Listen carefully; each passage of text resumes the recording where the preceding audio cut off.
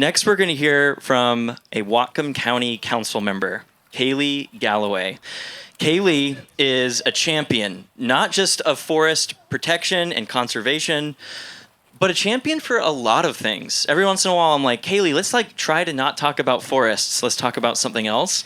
And it turns out she's super wonky in the weeds with so many other really important issues. She is probably about my age, and she's the first elected official that has been my age who I've befriended. And it's really inspiring to have millennials take a step up, take a leadership role, and lead us. So let's hear from Kaylee.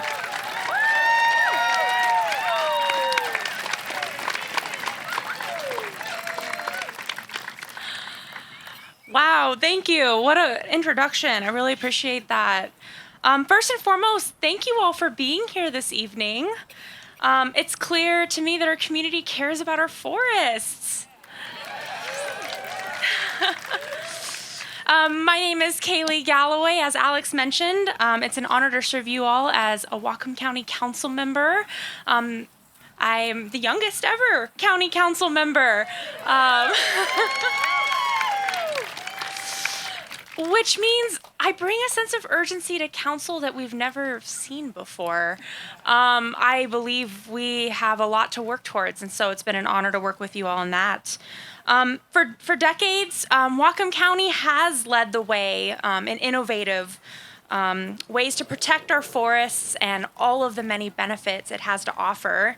And dedicated advocates and organizations, like all of you all, have worked hard, and you've successfully secured protections for our most ecologically and culturally important forests. And you know what? Our community is better off for it. Yes. People come to our region to hike and bike and experience all of Whatcom County and the forests. And how lucky are we to get to live in such an amazing place? An amazing place we have to fight to protect. Yes. So about 10 years ago, Whatcom County concluded its multi-year effort to reconvey around 9,000 acres of DNR forest lands that's in our Lake Whatcom watershed. And that was really intended to bring in that land into county ownership so that we could own it and manage it in the way we see best fit for our community.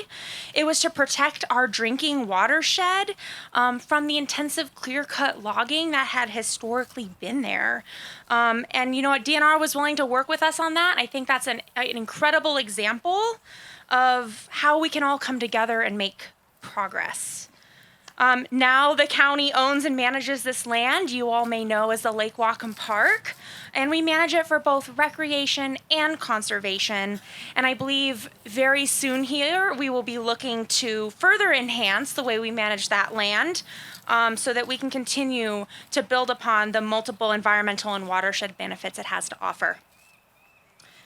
So Lake Whatcom reconveyance, it's a great example. And it's just the start because we have a long ways to go. But this really shows us how we as a local government and as a community, we can work together with DNR. We're really excited. You know, our county council had sent 4 letters to DNR, and guess what? A couple months ago, we got one back. That was really cool. And it opened the door to engagement. And so now we have work to do because we need to figure out what that engagement looks like. And we have work to do to figure out how we want DNR to manage our lands. So for every one of you who calls me, texts me, emails me, comes to see me in council chambers, speaks in favor of protecting our forests, thank you, because none of that would have been possible without you.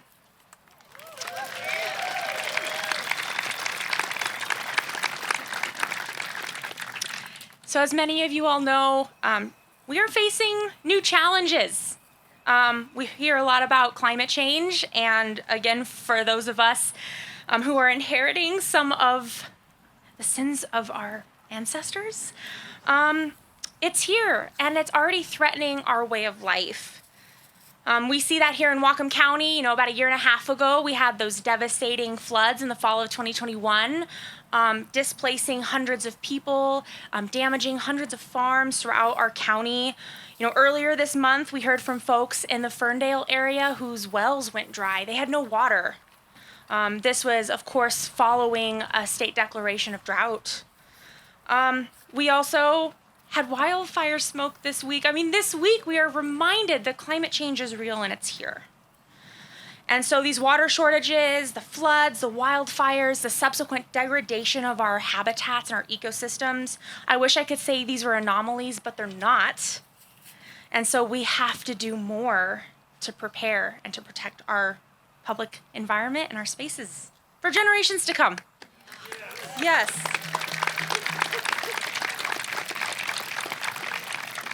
So the science is clear. I think it's clear. It's clear that mature, structurally complex forests help build resilience. They help buffer nearby ecosystems and communities from the impacts of climate change. Forests are a natural solution to combating climate change. We need to remember that.